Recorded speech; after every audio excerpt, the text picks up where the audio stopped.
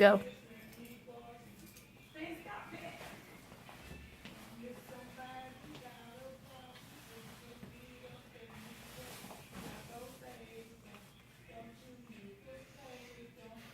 It's been ages. Well, it feels like ages. But it's only been for the past few months.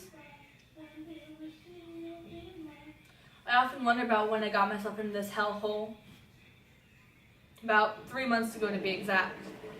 Well, I was walking down the street to get my mom some flour for one of her baking projects. There was an enlistment booth for the current war that was going on. I thought that I'd get a good pay out of the job, so I signed up right away. I took the job as a frontline soldier, wanting to do a very good job for my country. What happened next came very quickly. I was already set out for the battlefield. It felt like only yesterday I was in that intense boot camp training for however many weeks.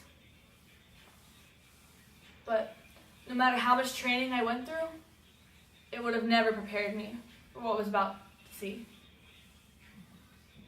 Sitting in the back of the truck on my way to the battlefield, I was looking around, checking out the site that my battle buddies and I were about to enter. It was literally a sea of dead.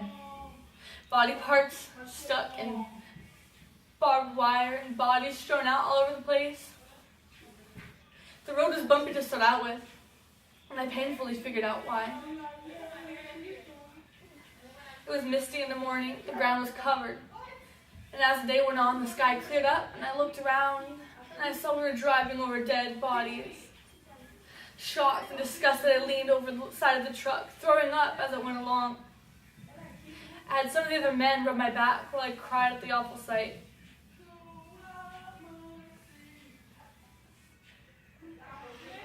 Later that night, while lying in a trench, tears streaming down my face, I began to feel afraid.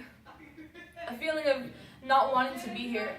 A feeling of not belonging. Until a fellow soldier came to comfort me. Sam was 25. He had only been in the war scene for about a month, he wasn't sure. But he had the same idea I did when I joined. He became my best friend for about 2 days. He died in battle. He was shot in the back of the head after his helmet had been knocked off.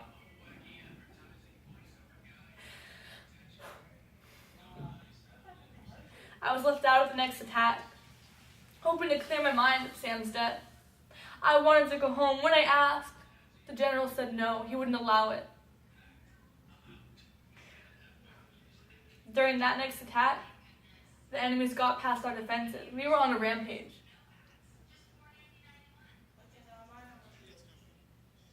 Without warning, a grenade blew up so close to me that I lost the lower half of my left leg.